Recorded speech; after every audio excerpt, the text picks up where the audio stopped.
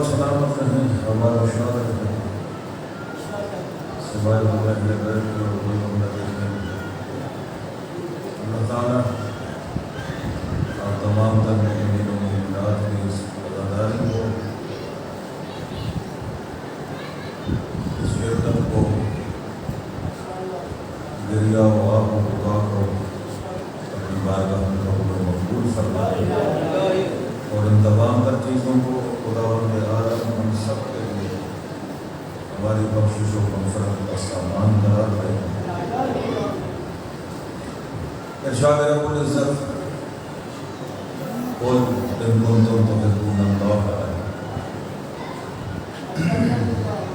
میرا محبوب اپنی امت کو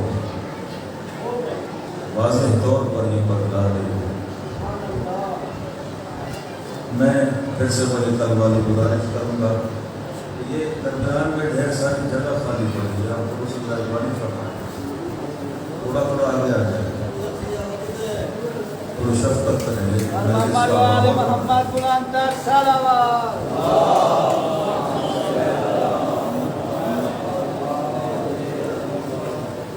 میرے دادا مرحوم کا مثال دیا کرتے تھے، اگر کسی علاقے میں رہنے والوں کو یہ پتہ چل جائے، کچھ عرصہ پہلے بے نظیر انکم سپورٹ کے پیسے ملتے تھے 12,000 روپے، اور اس کے بعد ابھی اس حکومت نے احساس کے نام سے پروگرام چلایا، شاید 12,000 روپے وہ بھی دے رہے تھے۔ اگر کسی کو یہ پتہ چل جائے کہ فلاں جگہ پہ مثال کے طور پہ گرڈ چوک پہ 12,000 روپے تقسیم کیے جا رہے ہیں، تو وہ 12,000 روپے لینے کے لیے کیا خیال ہے، ہم ایک دوسرے کا مقابلہ نہیں کریں گے؟ میں سب سے پہلے پہنچوں، مجھے سب سے پہلے مل جائیں۔ تو دادا مرحوم اس طرح کی مثال دیا کرتے تھے کہ دنیا کو حاصل کرنے کے لیے دوڑ ایسی لگاتے ہو کہ باقی سارے پیچھے رہ جائیں۔ ایک ایسی چیز دولت جس نے فنا ہو جانا ہے، دولت کو حاصل کرنے کے لیے تو سب سے آگے ہے، یہاں تجھے مفت میں جنت مل رہی ہے، تو پیچھے جا رہا ہے۔ یہ جگہ کسی جنت سے کم تو نہیں۔ حسین کی عزت و عظمت کی قسم میں شاید پہلے بھی آپ کی خدمت میں بیان کر چکا ہوں، معصوم مخلوق فرشتے کسی ملک کے وزیر اعظم کے بنگلے پر جانے کی تمنا نہیں رکھتے، سبحان اللہ، کسی صدر مملکت کی کوٹھی پر جانے کی تمنا نہیں رکھتے۔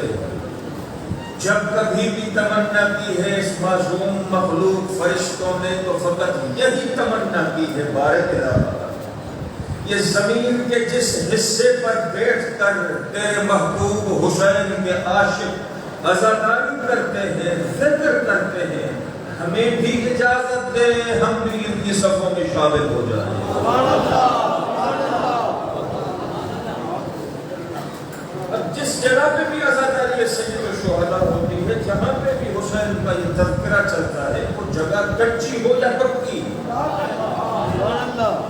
یہ حسین کا ذکر کسی کوٹھی میں ہو، کسی محل میں ہو یا کسی جھوپڑی میں ہو، یہ مخلوق ترستی ہے کہ بارے الہ ہمیں اجازت دے ہم بھی شریک عزا ہو جائیں۔ سبحان اللہ۔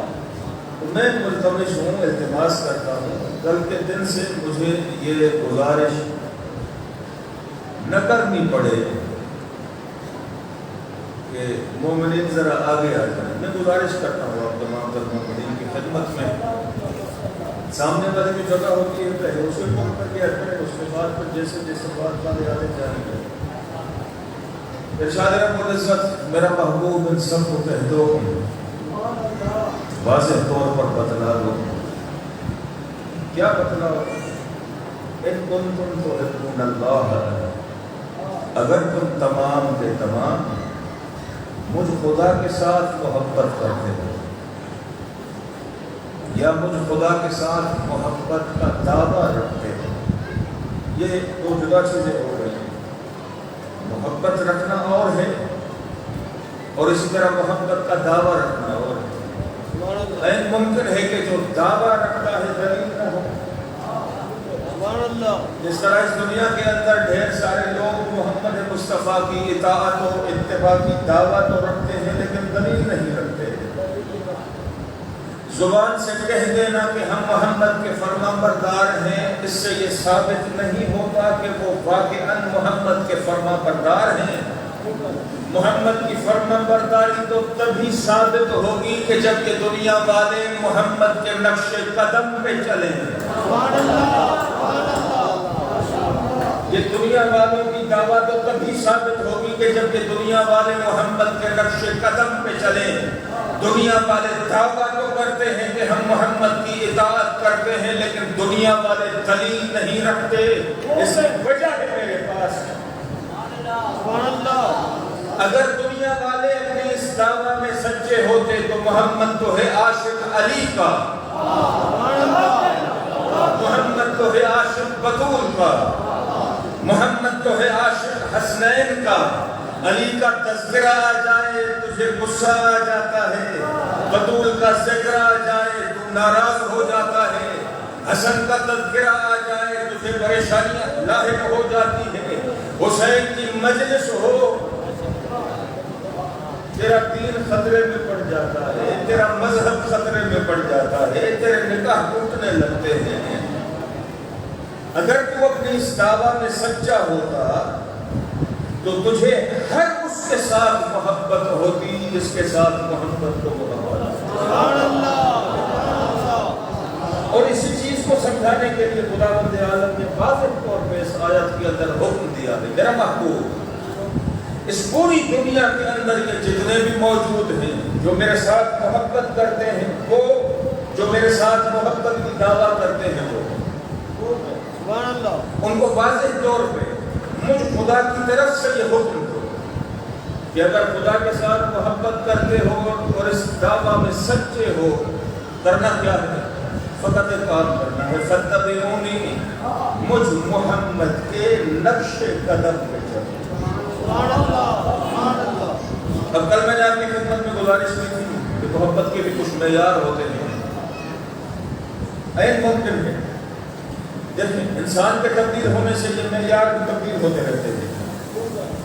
این ممکن ہے کہ باپ جس کے ساتھ محبت کرتا ہے بیٹا اس کے ساتھ نفرت کرتا ہے۔ این ممکن ہے کہ بھائی جس کے ساتھ محبت کرتا ہے دوسرا بھائی اس کے ساتھ نفرت کرتا ہے۔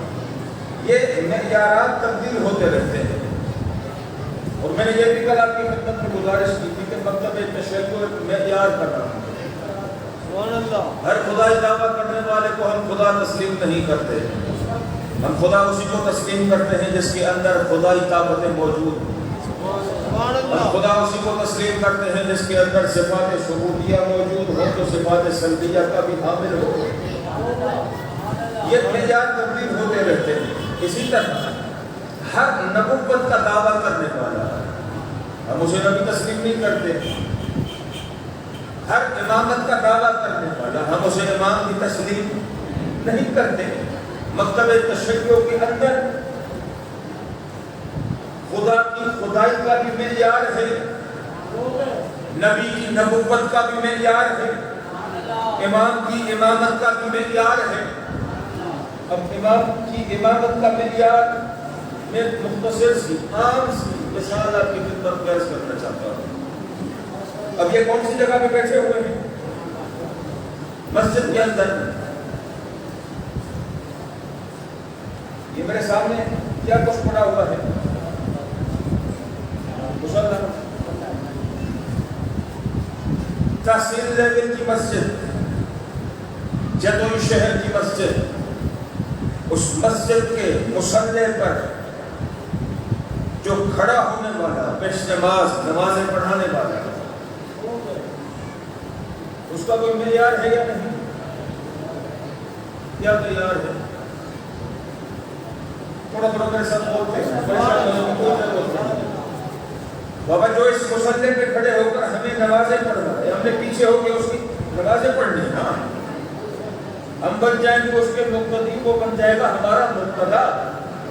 ہم نے اس پیش نماز کی کرنی ہے پیروی، اس نے ہمیں پڑھانی ہے نماز، ہم نے اس کے پیچھے پڑھنی ہے نماز۔ ٹھیک ہو گیا؟ وہ ہے پیش نماز، ہم اس کے مقتدی۔ تو اس مصلی کے اوپر جس نے کھڑے ہو کر نماز پڑھانی ہے، اس کا کوئی معیار ہونا چاہیے، نہیں ہونا چاہیے؟ سبحان اللہ، سبحان اللہ۔ اس کے پیچھے جتنے بھی نماز پڑھنے والے ہیں وہ علم میں ان سب سے زیادہ عالم ہو، فضیلت میں ان سب سے زیادہ افضل ہو، زہد و تقوی میں ان سب سے زیادہ متقی ہو، عدالت میں ان سب سے زیادہ عادل ہو۔ یہ معیار ہے نا، کوئی بھی اس مرکزی مسجد میں مصلی عبادت پہ کھڑے ہونے والے کا معیار کیا ہے کہ وہ سب سے زیادہ عالم ہو۔ میں کچھ مہربانوں کو یاد نہیں رہا، تھوڑی سی توجہ فرمائیں۔ آپ میرے مزاج سے واقف ہیں، مجھے خواہ کی قربانی پسند نہیں ہوتی۔ میں آپ مومنین کو یہ نہیں کہتا ہوگا کہ آپ مجھے دعوت دیں یا نعرے لگائیں، کوئی قطعی ضرورت نہیں۔ اس جگہ پہ ہم حاضر ہوتے ہیں فقط اور فقط خدا اور محمد و آل محمد کو راضی کرنے کے لیے۔ مختلف افراد یہاں پہ بیٹھے ہوئے ہیں، ہر کسی کی ذہنی جو کیٹیگری ہے وہ تبدیل ہے۔ ہر کسی شخص کو برابر راضی کرنا یا ہر کسی کے معیار پہ برابر ایک خطیب، ایک ذاکر، ایک مولانا کا اترنا خطر ممکن نہیں ہے۔ میں ہر مرتبہ یہاں اس مقام پہ آنے کے بعد یہی کوشش کرتا ہوں کہ ممکن ہے کچھ مومنین ناراض رہ جائیں کہ مولانا کو فضائل زیادہ پڑھنا چاہیے تھا، فضائل نہیں پڑھا۔ ممکن ہے بعض لوگوں کا ذہن یہ ہوگا کہ مولانا کو توحید زیادہ پڑھنی چاہیے تھی، مولانا نے زیادہ توحید نہیں پڑھی۔ ممکن ہے بعض لوگوں کا مزاج یہ ہو کہ مولانا کو تبلیغ زیادہ کرنی چاہیے تھی، ایام ازار ہے، مقصد حسین کو زیادہ آشکار کرنا چاہیے تھا، مولانا نے آشکار نہیں کیا۔ ممکن ہے بعض مومنین کی یہ خواہش ہو کہ مولانا مسائل زیادہ پڑھیں تاکہ گریہ زیادہ ہو۔ اب جب گریہ زیادہ ہوگا تو پھر ماشاءاللہ تندہ بھی کامیاب ہوگا، پھر اشرا بھی کامیاب ہوگا۔ یہ مینٹلٹی ہے جو چل رہی ہے یہاں پہ۔ مرکزی مسجد کے اندر مصلی عبادت پہ کھڑے ہونے والے پیش نماز کا معیار مکتب تشیع کے اندر عالم پڑھنے والوں سے زیادہ ہو، جو پیچھے کھڑے ہو کر نماز پڑھتے ہیں، عادل ان سے زیادہ ہو، شریف ان سے زیادہ ہو، متقی و پرہیزگار ان سے زیادہ ہو۔ اب اس پیش نماز کے پیچھے پڑھنے والے عالم ہو نہ ہو فرق نہیں پڑتا، متقی ہو نہ ہو فرق نہیں پڑتا، عادل ہو نہ ہو فرق نہیں پڑتا، شریف ہو نہ ہو فرق نہیں پڑتا، بارش ہو یا نہ ہو فرق نہیں پڑتا۔ اس پیش نماز کے پیچھے نماز پڑھنے والے جتنے بھی نمازی ہیں، ممکن ہے داڑھی انہوں نے رکھی ہوئی ہو، نائی کی دکان پہ جا کے سب کے سب کو اصطلاح کروا کے اس پیش نماز کے پیچھے کھڑے ہو کر نماز پڑھنا شروع کر دیں۔ اب نماز پڑھنے والوں کو دیکھ کر اگر یہ مولانا، اگر یہ پیش نماز ان کی ضد میں آ گئے، ان کے مقابلے میں آ گئے، یہ پیش نماز بھی نائی کی دکان پہ جا کے اپنی داڑھی میں وہ اصطلاح کروا رہے ہیں، یا خیال ہے وہ جو پیچھے نماز پڑھنے والے سارے بے ریش موجود ہیں، داڑھی مونڈ موجود ہیں، وہ اس داڑھی مونڈ پیش نماز کے پیچھے نماز پڑھنے کے لیے آمادہ ہوں گے؟ ایک داڑھی مونڈ بھی یہی چاہتا ہے کہ میں نماز ایسے پیش نماز کے پیچھے پڑھوں جو باریش ہو۔ ایک بدماش یہی تقاضا کرتا ہے کہ میں نماز جب کبھی پڑھوں تو ایسے پیش نماز کے پیچھے پڑھوں جو شریف ہو۔ ایک جاہل کی یہی تقاضا ہوتی ہے کہ میں جب کبھی نماز پڑھوں تو ایسے پیش نماز کے پیچھے پڑھوں جو عالم ہو۔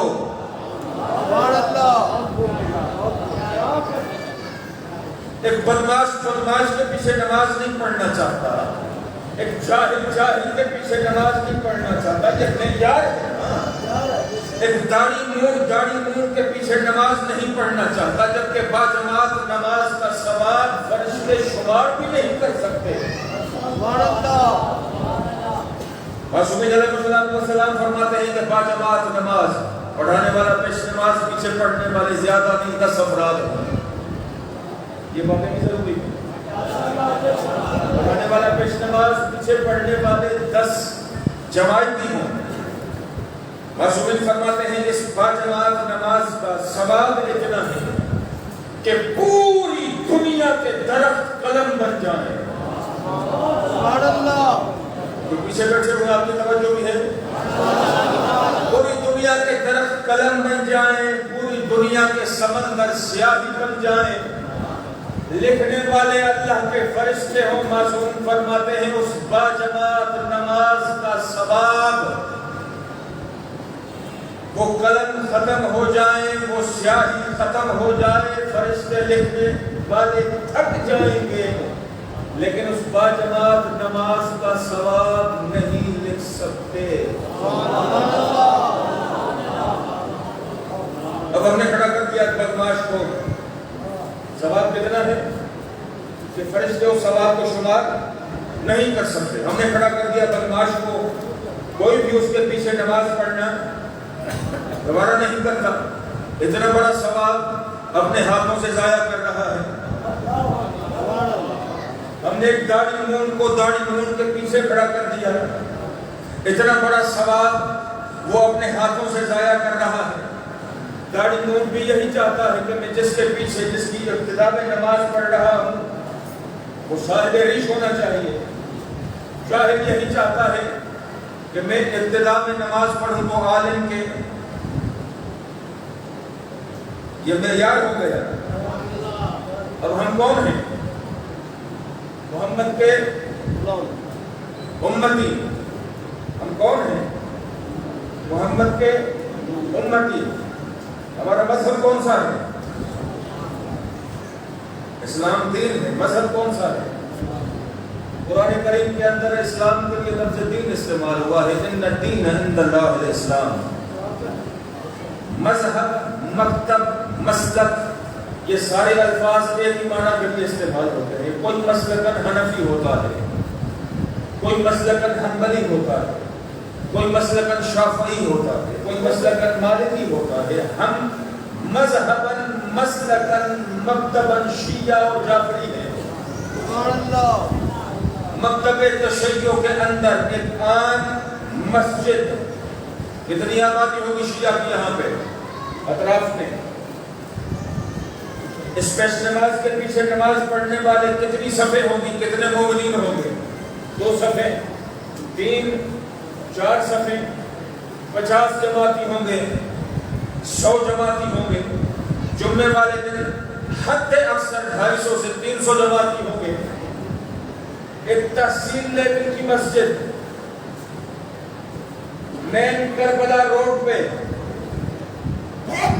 عام دنوں میں 50 جماعتی داڑھی مون کے پیچھے نماز پڑھنا گوارا نہیں کرتے۔ سبحان اللہ۔ جاہل کے پیچھے نماز پڑھنا گوارا نہیں کرتے۔ تشیع ایک معیار کا نام ہے۔ ایک عام مسجد، عام شہر، عام مصلی، عام پیش نماز کے پیچھے یہ قوم نماز پڑھنا گوارا نہیں کرتی اگر اس پیش نماز کے اندر پیش نمازی والا معیار نہ ہو۔ یہ قوم اتنا بے وقوف اور نادان ہے کہ محمد کے بعد محمد کے مصلی پر جو آتا چلا جائے اسے قبول کرتی چلی جائے۔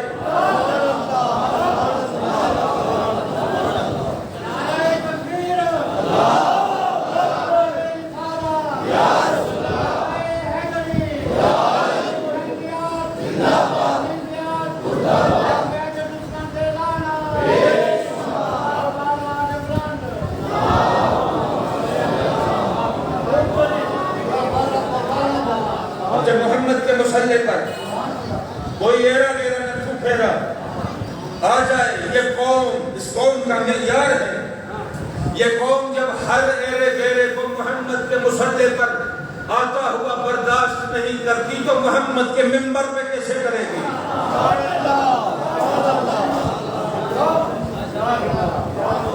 محمد کی جگہ آدم نہیں آ سکتا، محمد کی جگہ نوح نبی نہیں آ سکتا۔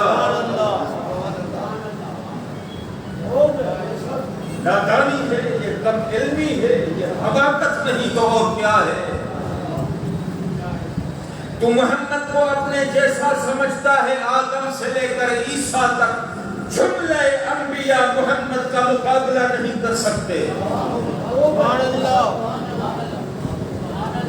کہتے ہیں جی محمد ہم جیسا۔ کل میں نے آپ کی خدمت میں ایک بات سے ذکر کیا تھا کہ جب جناب سرور کائنات نے اپنی اماں فاطمہ بنت اسد کو، علی کی بھی اماں ہے، محمد کی بھی اماں ہے، جب قبر کے اندر دفنا دیا، محمد وہیں بیٹھ گئے اور فرشتے آ رہے ہیں، علی کی اماں کے ساتھ گفتگو ہو رہی ہے، محمد سن رہے ہیں۔ اگر محمد اور تم اور ہم ایک جیسے ہیں تو محمد سن رہے ہیں، ہم کیوں نہیں سن سکتے؟ اچھا محمد سن رہے ہیں پھر جواب بھی دے رہے ہیں۔ جب وہ امامت والا مسئلہ آیا تو سرکار نے فرمایا اماں کہہ دو ابن کے تجھ سے پوچھ رہے ہیں نا تیرا امام کون ہے؟ اماں اتنا کہہ دو میرا بیٹا علی میرا امام ہے، میرا بیٹا علی میرا امام ہے، میرا بیٹا علی میرا امام ہے۔ تجھے تمیز ہی نہیں، جو گھر سے ناراض ہو گیا آ جائے کہہ رہا ہے کہ محمد ہم جیسا یا ہم محمد جیسے۔ اچھا جب ان سے یہ پوچھا جائے کہ کون سی چیز میں تو محمد جیسا ہے یا کون سی چیز میں محمد تجھ جیسا ہے، تو کہتے ہیں جی محمد کی بھی دو آنکھیں ہماری بھی دو آنکھیں، یہ ان کی جہالت کے لیے کافی ہے۔ کہتے ہیں محمد کی بھی دو آنکھیں، توجہ چاہتا ہوں، محمد کی بھی دو آنکھیں ہماری بھی دو آنکھیں، اگر دو آنکھوں میں محمد تجھ جیسا ہے یا دو آنکھوں میں تو محمد جیسا ہے تو کبھی تم نے یہ کیوں نہیں کہا کہ کتا مجھ جیسا اور میں کتے جیسا؟ کیونکہ تیری بھی دو آنکھیں ہیں، اس کتے کی بھی دو ہی آنکھیں ہیں۔ وہاں تو تم نے کبھی نہیں کہا کہ کتا مجھ جیسا اور میں کتے جیسا۔ وہاں یہ مثال تیرے شایان شان نہیں، یہاں جو تو غصہ تمہیں غصہ کیا کر رہا ہے یہ تیرے شایان شان ہے یا یہ محمد مصطفیٰ کے شایان شان ہے؟ کون ہے اس کائنات کے اندر جو محمد کی برابری کرنے کا مقابلہ کرے یا محمد کی برابری کرنے کی جرت کر سکے؟ کہتے ہیں محمد بھی عبد خدا ہم بھی عبد خدا، وہ نادان انسان تو محمد کا کلمہ نہ پڑھ تو مسلمان نہیں بنتا۔ تو اپنی زبان پہ محمد کے اللہ کے رسول ہونے کی گواہی نہ دے تو مسلمان نہیں بنتا، تیرا کوئی بھی عمل اللہ کی بارگاہ میں قابل قبول نہیں۔ اب جس کی گواہی دی جا رہی ہے اور جو گواہی دے رہا ہے یہ فضیلت میں دونوں برابر ہوئے؟ کیا ہدایت کرنے والا اور ہدایت لینے والا فضیلت میں دونوں برابر ہیں؟ کیا علم دینے والا اور علم لینے والا فضیلت میں دونوں برابر ہیں؟ کیا ہو گیا ہے دنیا والوں کو؟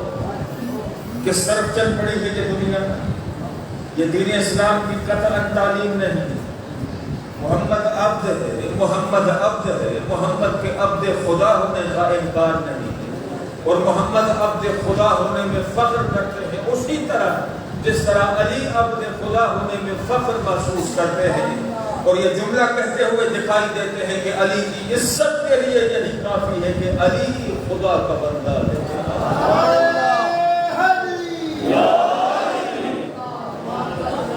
ابھی نے کسی اور چیز پہ فخر کیا ہی نہیں، فخر کیا ہے تو عبد خدا ہونے سے کیا۔ محمد عبد خدا ہے۔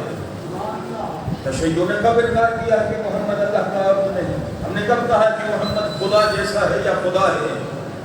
جو محمد کو خدا جیسا کہے اسے مسلمان کیوں کہتے ہو؟ جو محمد کو خدا یا خدا جیسا کہے، خدا کا ہم اللہ کہے، اسے انسان کیوں کہتے ہو؟ اسے شیعہ کیوں کہتے ہو؟ اسے انسان کہلانے کا حق ہی نہیں، اسے مسلمان کہلانے کا حق ہی نہیں، وہ تو انسان ہی نہیں، وہ تو حیوان ہے، وہ تو خود محمد کی تعلیمات کی مخالفت کر رہا ہے۔ محمد کی تعلیم کیا تھی؟ قولوا لا الہ الا اللہ تفلحون، سب کے سب قائل ہو جاؤ کہ کوئی اس کے جیسا نہیں، کوئی اس کے جیسا نہیں، کوئی معبود نہیں، اگر کوئی اللہ کی عبادت ہے تو وہ مجھ محمد کا خدا ہے، علی کا خدا ہے۔ اب محمد عبد ہے، کیا خیال ہے ہمارے جیسا؟ تھوڑا تھوڑا میرے ساتھ بول رہے ہیں، محمد عبد ہے ہم جیسا؟ محمد عبد ہے دنیا والوں کے جیسا؟ محمد عبد ہے، مجھ جیسا نہیں، محمد عبد ہے، تجھ جیسا نہیں، محمد عبد ہے، عام مسلمان جیسا نہیں، محمد عبد ہے، عیسیٰ جیسا نہیں، محمد عبد ہے، موسیٰ جیسا نہیں، محمد عبد ہے، یحییٰ جیسا نہیں، محمد عبد ہے، زکریا جیسا نہیں، محمد عبد ہے، الیاس جیسا نہیں، ادریس جیسا نہیں، اسحاق جیسا نہیں، ایوب جیسا نہیں، محمد عبد ہے، یونس جیسا نہیں، محمد عبد ہے، یوسف جیسا نہیں، محمد عبد ہے، نوح جیسا نہیں، محمد عبد ہے، لوط جیسا نہیں۔ پوچھو تو صحیح محمد مصطفیٰ سے، محمد تو عبد ہے، 7 لاکھ انبیاء جیسا نہیں، تو عبد خدا ہے، اپنی عبدیت کی پہچان تو کروا۔ محمد فرماتے ہیں عبد خدا ہوں، انا سید ولداہ ولا فخر، میں اولاد آدم کا سردار ہوں، فخر نہیں، حقیقت ہے، وہ میرے نوکر ہیں، میں ان کا حاکم ہوں۔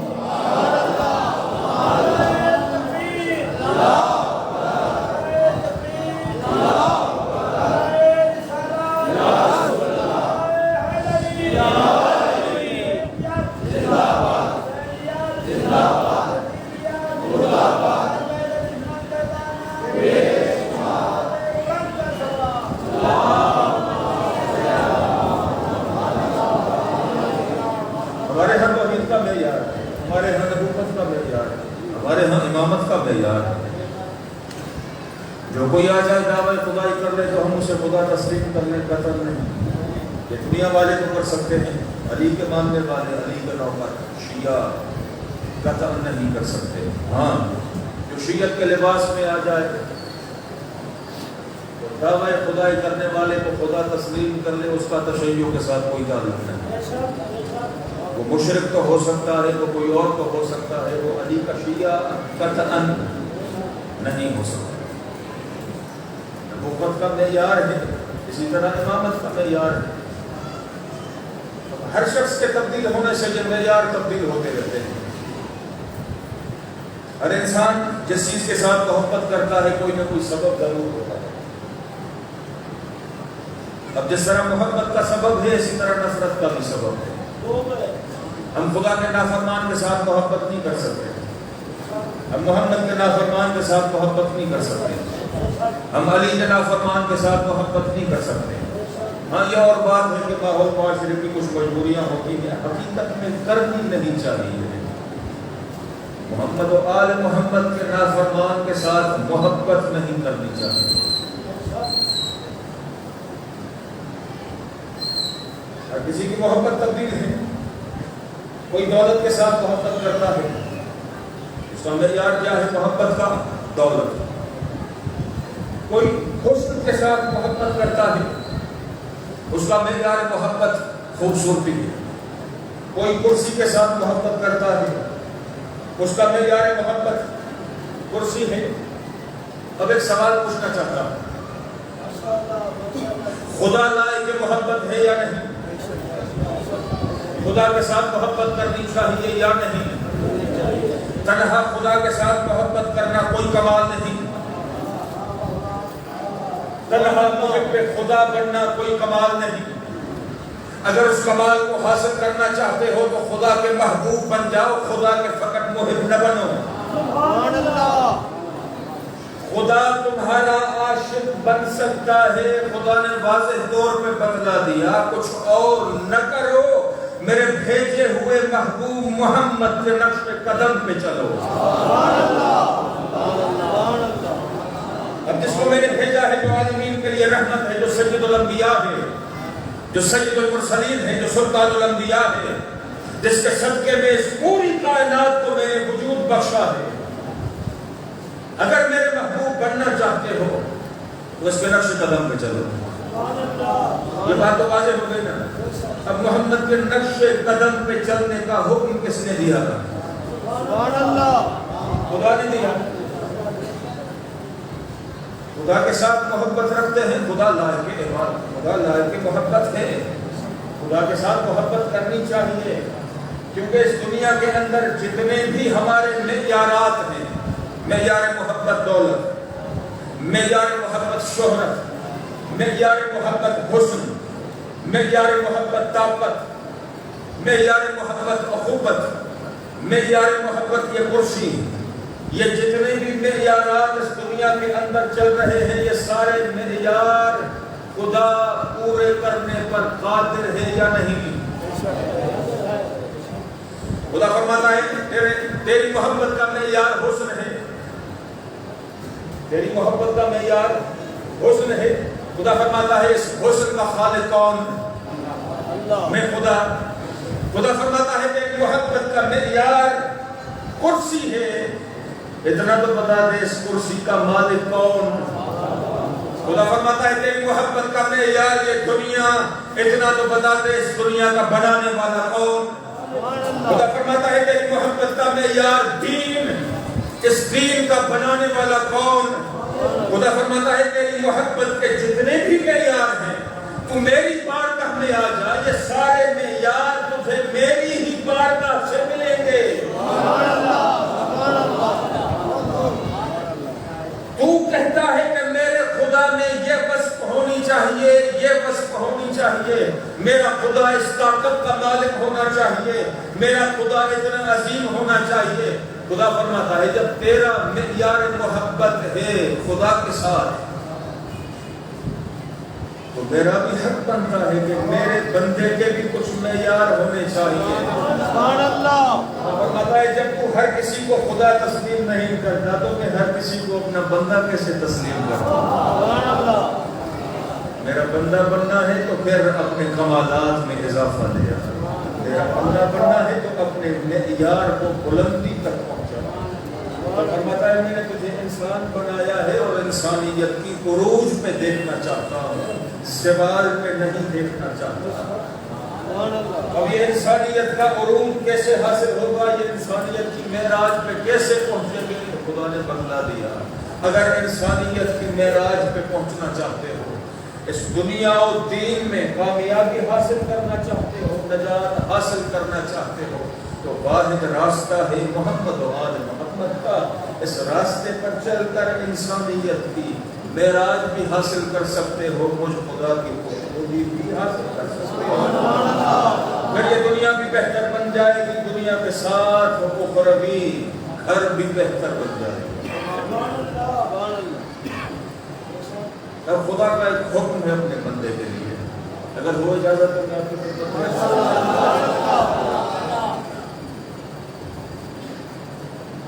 دنیا میں کسی کے ساتھ محبت ہوتی ہے نا، دنیا کا دستور ہے، دنیا کی محبت کا عاشق چاہنے والا محب جب اپنے محبوب کے سامنے ہوتا ہے گردن جھکائے کھڑا ہوتا ہے۔ اس محبوب اس عاشق کی یہی تمنا ہوتی ہے میرے محبوب کے لب ہلیں، سبحان اللہ، جو حکم صادر ہو میں اس حکم کی تعمیل کروں۔ خدا فرماتا ہے مجھے محبت سیکھنی ہے، کم از کم دنیاوی محبت سے ہی سیکھ لے۔ سبحان اللہ، تو دنیا کے کسی بندے کے ساتھ چاہے وہ لوفر ہو، چاہے وہ بدماش ہو، چاہے وہ قبضہ خور ہو، چاہے وہ فراڈیا ہو، چاہے وہ جھوٹا ہو، چاہے وہ بدماش ہو، چاہے وہ میرا نافرمان ہو، جب تو دنیا کے بندے کے ساتھ محبت کرتا ہے اس کی محبت میں اتنا مجبور ہو جاتا ہے، اس کے سامنے تو گردن جھکائے کھڑا ہوتا ہے، جیسے یہ کہے ویسے ہی کرے۔ خدا فرماتا ہے کہ مجھ خدا کے ساتھ محبت کی دعویٰ کرتا ہے نا، اب میں خدا تجھے حکم دے رہا ہوں، عبدی کن अकुन लका। इससे बढ़ के मेरे पास कोई जुमला नहीं। इरशाद रब्बुल इज्जत हुआ, ओ मेरा बंदा तू मेरा बन जा, मैं तेरा बन जाऊं। तू मेरा बन जा, मैं तेरा बन जाऊं। दुनिया में धोखा है, दुनिया में फ्रॉड है। जिसके सामने तुम मोहब्बत रखते हो, जिसके सामने तुम दौलत रखते हो, वो तुझे धोखा दे सकता है। खुदा धोखा नहीं देता। खुदा वादे की मुखालिफत नहीं करता। इन्नल्लाह ला युखलिफुल मियाद। खुदा जो वादा करता है वफा करता है। खुदा ने फरमाया, ओ मेरा बंदा तू मेरा बन जा, मैं तेरा बन जाऊं। अब लज्जत जो इस बात वाले जुमले में है, इस जुमले के बाद खुदा ने फरमाया, अब ये जुमला क्या है? ओ मेरा बंदा तू मेरा बन जा, मैं तेरा बन जाऊं। इसके बाद खुदा ने हुक्म दिया, खुदावंद आलम ने फरमाया, ओ मेरा बंदा तू मेरा फरमाबरदार बन जा,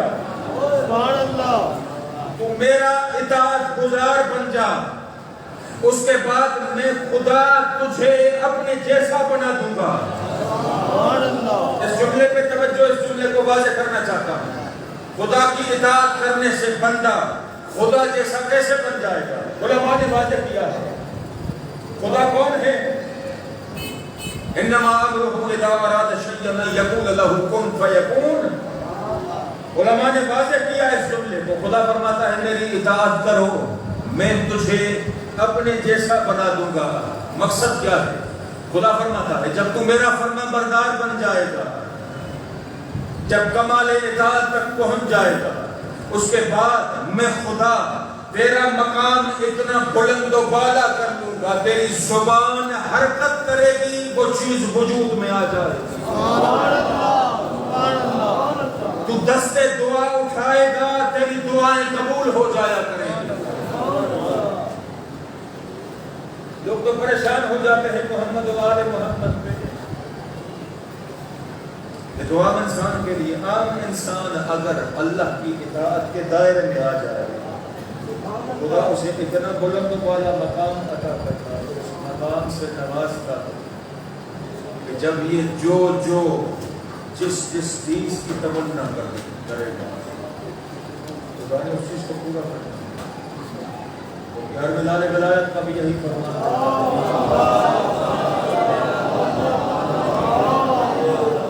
यार में सरकार फरमाते हैं कि इन्ना लिल्लाहि तआला इबादन इज़ा अरादू अरादल्लाह। बेशक अल्लाह के ऐसे नेक बंदे मौजूद हैं, जब वो इरादा करते हैं तो हकीकत में वो इरादा उनका नहीं होता, खुदा का होता है। अब ये खुदा की मशीयत, ये खुदा का इरादा, इन चीज़ों पे इंसान कैसे पहुँचेगा? वाज़ेह से रास्ता है। अल्लाह के फरमाबरदार बन जाओ, अल्लाह के मुतीअ बन जाओ, अल्लाह के इताअत गुज़ार बन जाओ। जब अल्लाह के फरमाबरदार बन जाओगे तो इरादा तू करेगा, वो इरादा हकीकत में तेरा नहीं होगा बल्कि मशीयत परवरदिगार होगा। अय्याम अज़ाब के दिन रोने के हैं। इन अय्याम को हकीकत में वैसे ही बनाना चाहिए जिस तरह मोहम्मद वाले मोहम्मद हमसे तकाज़ा रखते हैं। और हम मुहर्रम के लिए मुहर्रम के चाँद के मोहताज होते हैं, मदीने वाले चाँद के मोहताज न होते हैं। मदीने वाले कहते हैं कि जब कभी ज़िलहिज्जा के आखिर में इमाम जाफर सादिक के घर से आहो बुका की आवाज़ बुलंद होती, इमाम के रोने की आवाज़ बुलंद होती, हमें यकीन हो जाता कि मुहर्रम का चाँद दिखल दिया है। किस किस जुल्म को बयान है? ऐसा कौन सा जुल्म है जो उम्मत मोहम्मद मुस्तफ़ा ने मोहम्मद और आले मोहम्मद पर नहीं दिखाया? कौन सा ऐसा जुल्म है? मेरा मिजाज है कि 2 से 3 दिन मुतवातिर मोहम्मद की तो तैयारी भेजी, मखदूमा कौनैन बज़ात मुस्तफ़ा हसनैन की अम्मा مظلوم علی کی مظلومہ بیوی فاطمہ کے مسائل پڑھتا ہوں، میری جرت نہیں، میری حیثیت نہیں کہ میں کما کہوں بیوی کی مظلومیت کو بیان کر سکوں۔ بیوی کی مظلومیت کوئی بیان کرے تو پردے غیب میں خون رونے لگا بیان کرے۔ فاطمہ کی مظلومیت اگر کوئی بیان کرے تو غسل دیتے ہوئے روتے ہوئے علی بیان کرے۔ فاطمہ کی مصیبتوں کو اگر کوئی بیان کرے تو حسن مصطفیٰ بیان کرے، حسین مظلوم کربلا بیان کرے۔ مرنے کے بعد ہر کسی کی تکلیفیں ختم ہو جاتی ہیں، مرنے کے بعد ہر کسی کی تکلیفیں ختم ہو جاتی ہیں۔ عزادار ہو، ماتم دار ہو، میری مائیں بہنیں، ایک ماں ہے حسین کی جس کو آج بھی قبر میں سکون ہے۔ تقوم تارتاً و تقعد اخرى، آج بھی زہرا قبر میں کبھی کھڑی ہو جاتی ہے، کبھی زمین پہ بیٹھ جاتی ہے۔ ایک ہاتھ میں حسن کا زہر آلود قمیص، ایک ہاتھ میں حسین کا خون آلود لباس، روتے ہوئے میری مخدومہ اتنا کہتی ہے، خدایا خدایا کس جرم میں میرے بیٹوں کو ذبح کیا گیا، اور کس جرم میں میری شریف بیٹیوں کو ننگے سر بازاروں میں پھرایا گیا۔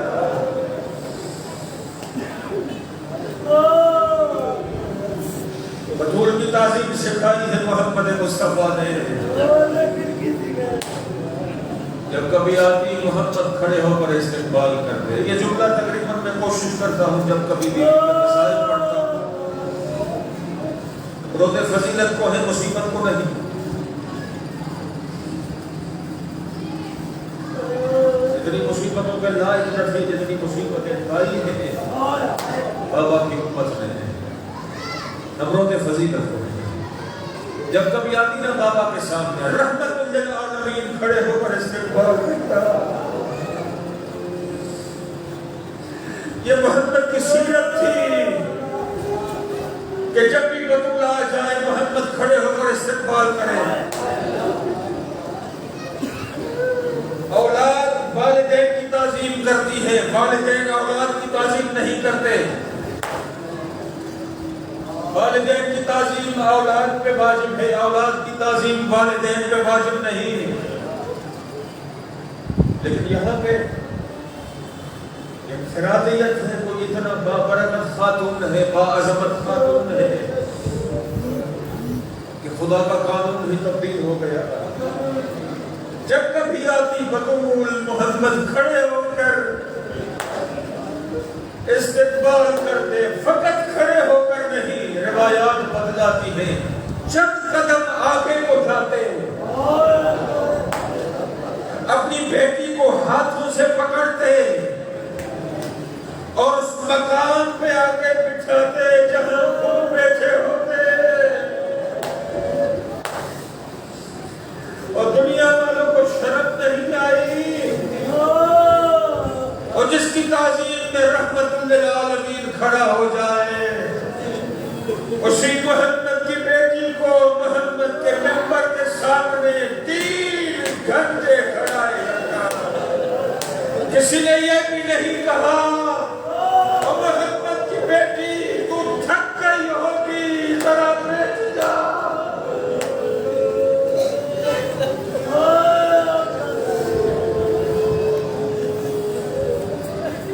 جب بھی آتی بابا کھڑے ہو جاتے، استقبال کرتے۔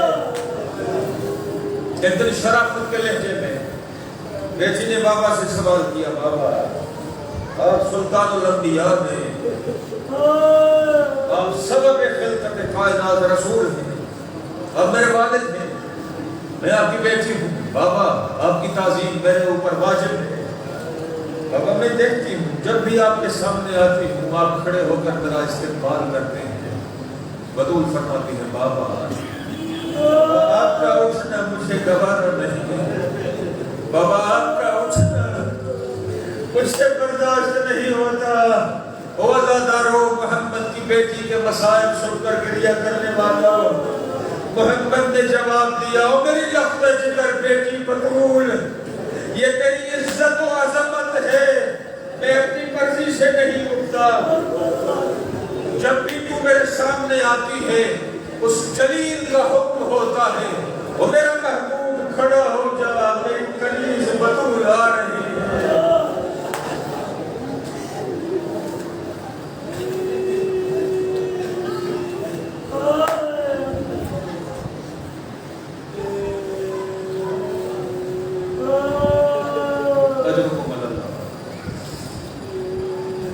ایک دن آئے نا جب علی گھر،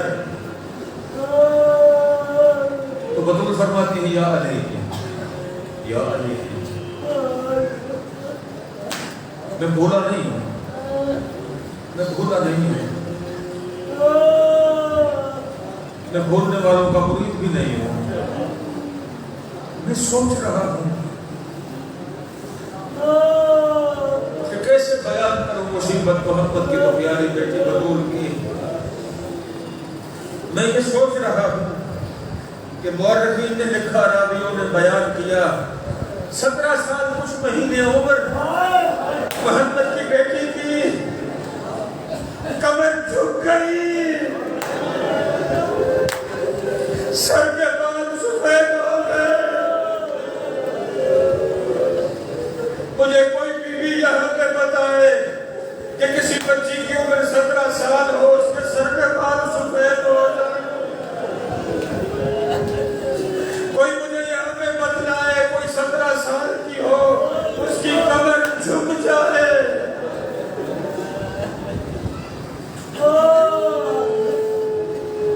یہ مظلومہ ہے محمد کی بیٹی۔ علی جب آئے گھر میں تو میری بیوی نے سوال کیا، یا علی، میں نے سنا ہے کہ مدینے کے مسلمان آپ کو سلام نہیں کرتے تھے، رویا ہے علی، وہ روتے ہوئے کہا ہے، وہ محمد کی بیٹی، یہ بھی تم نے کب سنا ہے؟ وہ تیرے بابا محمد کے بعد علی مدینے میں اتنا غریب ہو گیا ہے، اتنا غریب ہو گیا ہے، جسے میں سلام کرتا ہوں مجھے سلام کا جواب بھی نہیں دیتا۔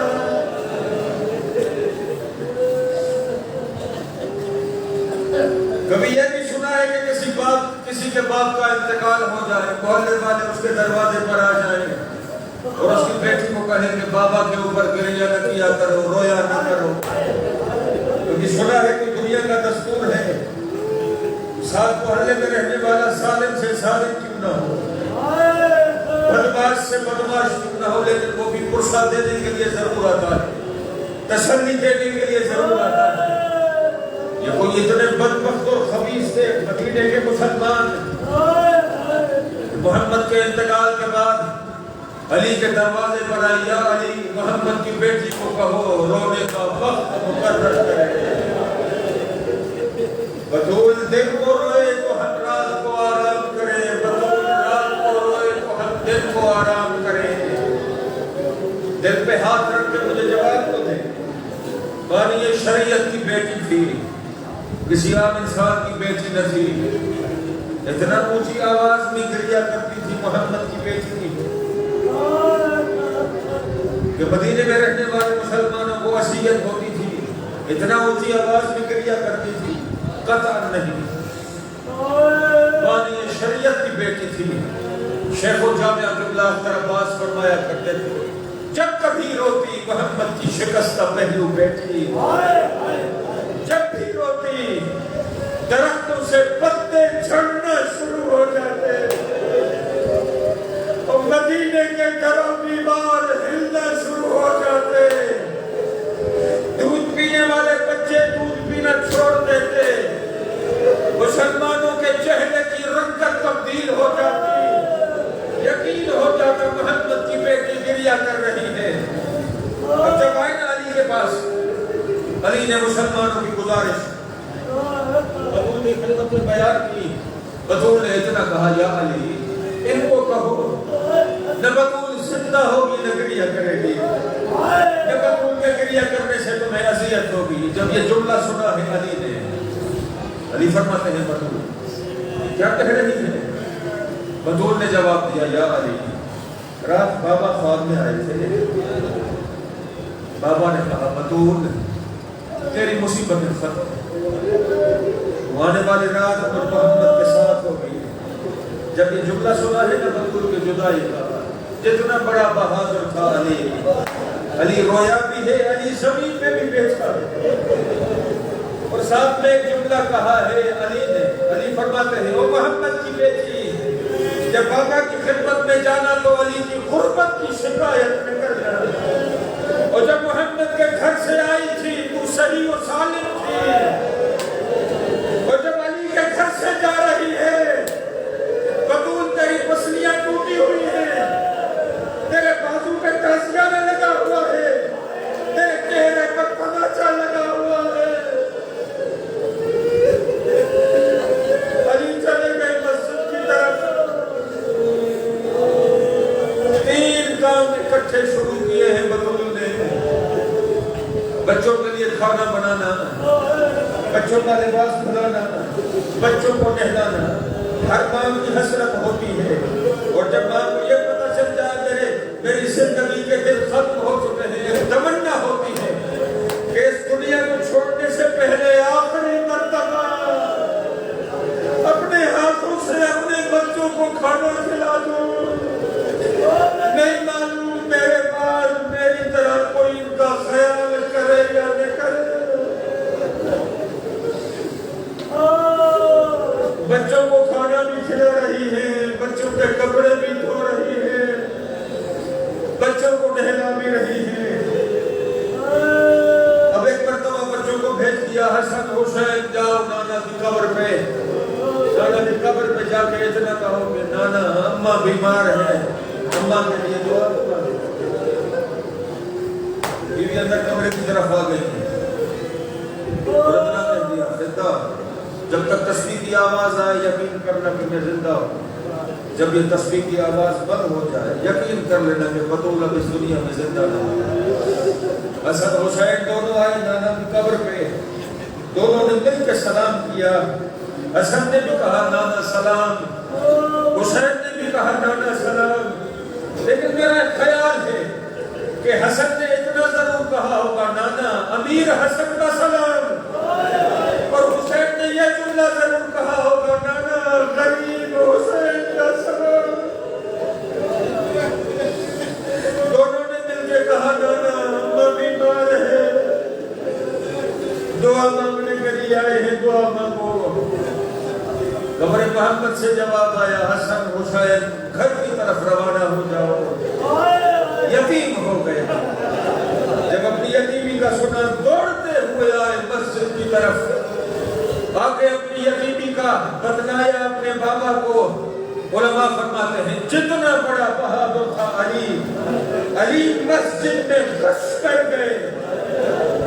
جب غش سے فاقہ ہوا علی نے روتے ہوئے اتنا کہا او بطول، او محمد کے بعد ایک تو ہی تو تھی میری مددگار، اور اس بھرے مدینے میں مجھے کس کے سہارے چھوڑے جا رہے ہیں۔ علی نے غسل بھی دیا، علی نے کفن بھی پہنایا۔ اب جب اٹھنے والے تھا نا جنازہ، علی فرماتے ہیں فدا حسن کو بھی بلاؤ، حسین کو بھی بلاؤ، زینب کو بھی بلاؤ، ام کلثوم کو بھی بلاؤ، میرے بچوں کو کہو کہ ماں کا جنازہ اٹھنے والا ہے، ایک مرتبہ الوداع کرنا۔ حسن بھی جنازے پہ، ام کلثوم بھی جنازے پہ، عزادہ ماں کے جنازے پہ نہ حسین آیا، ماں کے جنازے پہ نہ زینب آئی ہے جناب فضا حسین کی طرف۔ حسین اماں کا جنازہ اٹھنے والا ہے، او میرا لال، او میرا لخت جگر، آخری مرتبہ اماں کے چہرے کا دیدار نہیں کرنا۔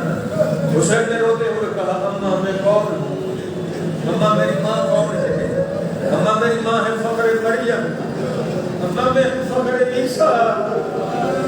اماں جب آخری وقت تھا مریم کا، مریم نے بھی عیسیٰ کو بلایا تھا۔ اماں میں اماں کے جنازے پہ تب تک نہیں جاؤں گا جب تک اماں مجھے بلاتی نہیں۔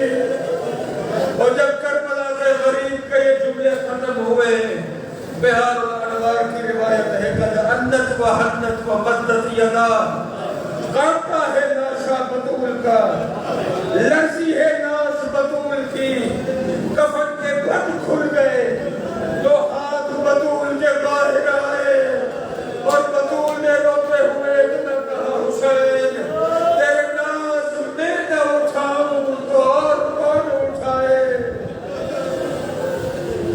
حضرت حسین روتا ہوا آیا، لپٹ گیا اپنا سے۔ زینب ابھی بھی نہیں آئی، جناب فضا ہے زینب کے پاس، زینب اماں کا لاشا، اماں کا جنازہ اس نے بالا آخری مرتبہ چہرے کی زیارت نہیں کرنی۔ جناب زینب عالیہ نے شرافت کے لہجے میں ایک سوال کیا، اماں اتنا تو بتا دے کیا اماں بطول کے جنازے کے قریب میرا بابا علی کھڑا ہے؟ رضا فرماتی ہے ہاں کھڑا ہے۔ زینب نے رو کے کہا اماں جب میرا بابا کھڑا ہے تو میں کیسے آؤں؟ اماں میں تو زینب ہوں۔ ماتم کرتے ہوئے فضا نے کہا، فضا کہتی ہے نہ زندہ ہوتی نہ یہ لمحہ دیکھتی، اور زینب آج گھر کی چار دیواری میں تیرے سر پر چادر بھی ہے، تو بابا کے موجودگی میں زہرا کے جنازے پہ نہیں آ رہی، اور کل شام قریبا اس کے بعد شرابی کا دربار، اور تیرے ہاتھ پسے گردن ہوں گے، تیرے سر کے بال کھلے ہوئے ہوں گے، تیرے سر پہ چادر نہ ہوگی۔ آج تو بابا کے سامنے آتے ہوئے شرم کر رہی ہے، کل تو شرابی کے دربار کیسے جائے گی؟ حضرت جب یہ سارے بچے لپٹ گئے بطول کے جنازے کے ساتھ، ایک مرتبہ کوہرام بپا ہوا، قیامت کا منظر، یا ایک مرتبہ سید الملک جبرائیل آئے علی کی خدمت میں اور اتنا کہا یا علی ان بچوں کو زہرا کے جنازے سے دور کرو۔ علی قیامت کا منظر ہے، ملائکہ نے خدا کی تسبیح چھوڑ دی ہے، علی قیامت آ جائے گی۔ علی بطول کے لاشے کے قریب آئے، اپنے بچوں کو، حسن کو، حسین کو، زینب و ام کلثوم کو زہرا کے جنازے سے ہٹایا، لیکن بڑے ہی پیار سے کہ یہاں پہ جملہ کہوں گا، او میرا آقا علی، او میرا آقا علی، آج حسین کو بطول کے جنازے سے تو ہٹا رہا ہے لیکن بڑی ہی محبت کے ساتھ، لیکن قربان جاؤں اسی حسین کی یتیمہ سکینہ پہ، اور جب 13 ضربوں سے کمینہ قاتل حسین کا سر جدا کرے گا، یہ 4 سالہ 4.5 سالہ حسین کی یتیمہ جب حسین کے لاشے پہ آئے گی، آج جس طرح تم پیار سے ہٹا رہا ہے یہ قاتل پیار سے تو نہیں ہٹائے گا، وہ ایک مرتبہ یہ قاتل سکینہ کو بھالوں سے پکڑے گا، وہ سکینہ کے چہرے پر تماچا مارے گا، تماچا لگنے سے جب سکینہ زمین کربلا میں